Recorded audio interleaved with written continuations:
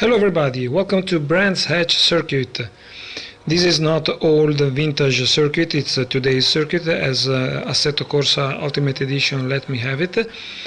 I don't care this because the choice of the circuit was, as I mentioned in a previous video of mine, that it's because such old cars with a low grip and no downforce at all are more funny and satisfying to be driven, where the track is more tri-dimensional, meaning that it has crests, climbs and descents.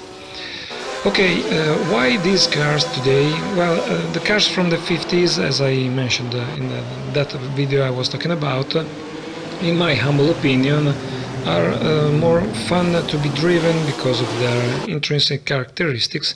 But in this case, number 54 is the number I have been assigned on the only race car I've raced in real life up to now. You can see it in my avatar. And in this case, I searched for Assetto Corsa availability of cars, and this one, the Maserati 12 cylinders, is the only one funny car to be driven that can have a number 54.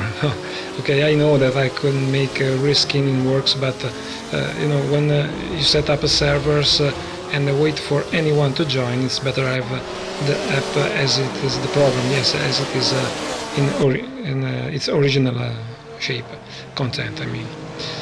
Okay, this car is the bad version of the 250F Maserati. Why I say bad? Well, even the master Juan Manuel Fangio said he preferred the 6 cylinders in line. And if you have a careful look at the shape of the cars that you can see here, you will notice that the cars in the first position are all 6 cylinders. They have one only exhaust and the flat hatch. Oh man, sorry Mr. Number 3, but I think I didn't make contact with you. Yes, you got scared probably, sorry. Alright. I was talking about these cars. You may have already noticed how it is strictly necessary to constantly keep it under control. It tends to escape sideways everywhere every time you push down that throttle pedal. In fact, the 6 cylinders had 270 horsepower, while the 12 cylinders is rated at 310. But the car, which was barely balanced with the smaller engine, with the not really smaller because the overall weight of the car is very similar, but the 6 cylinders engine was more, yes, the right word is balanced. The 12 cylinders is too abrupt, too harsh, too strong for the car, and it keeps trying to escape everyone.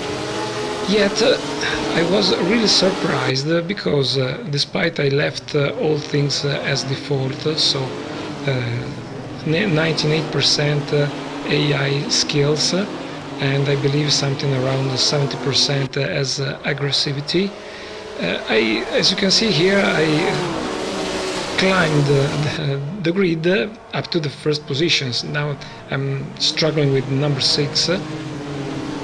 But you will see, yes, that's a spoiler, I'm gonna have good results. I don't know if it's my skills, but I doubt it. It's just the main point of this video is that I started it thinking about just having fun, and it turned out to be the best race I've had since when I started playing with simulators, which is almost 9 months ago. So that was really surprising. I thought that these cars were just fun to drive, just good for having fun, and instead they turned out to be really satisfying even at racing. Okay, talking about the track, Brands Hatch track, you will see the overtaking of number 6. Finally, I could do it on the really dangerous paddock hill bend. Unfortunately, a lot of people lost their lives in this track because when escape areas were smaller, it was really easy to lose control with all these crests and change of slope. Oh, that was close. I must say that was close. I think I got a replay here. Oh yes, a matter of centimeters. Nice, but this is another good point for these cars, because even though you have very little grip, the easiness of regaining control and adjusting the direction is better than someone could expect. Yeah, I think I just ate up another car due to my higher power, but incredibly, that's not incredible, that was just what I was talking about. Keeping in control is very, I can't say easy, but it's bearable. You don't have the car escaping abruptly here or there. You see this slide.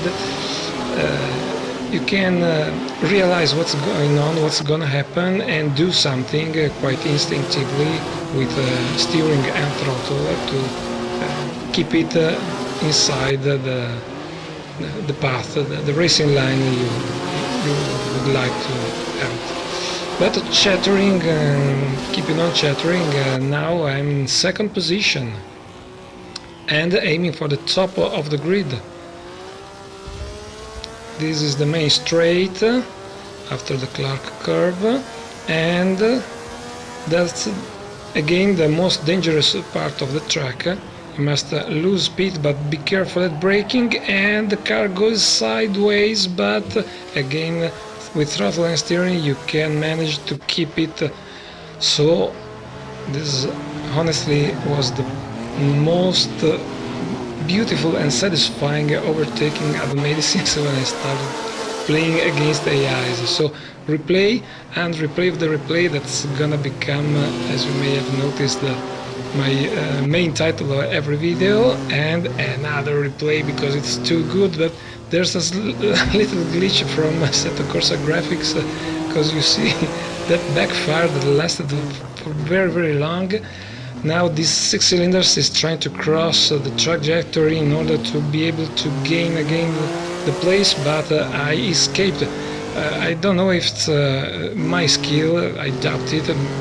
More likely this AI got scared of that flamethrower of my exhaust.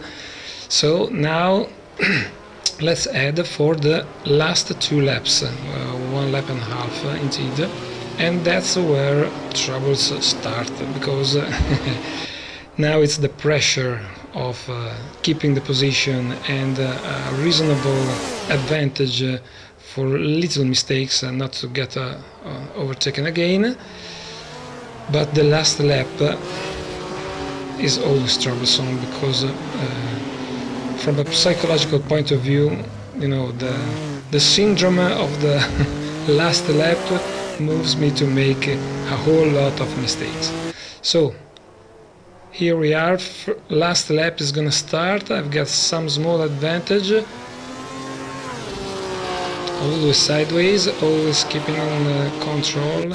Number 5 car is behind me, not very far, and here is where troubles, is where mistakes must not be done. So very, very careful here, but big correction already.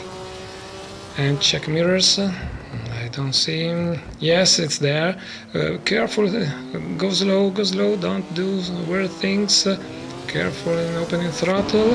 And that's the perfect place to keep a wheel on the grass and risk to throw it all away. But again, these lovely, I repeat, lovely cars allow to get back in control before it's too late. Replay. I think that the AI, if he had a solo thought, it's done, I can get back my first place. And no. Tension, big tension.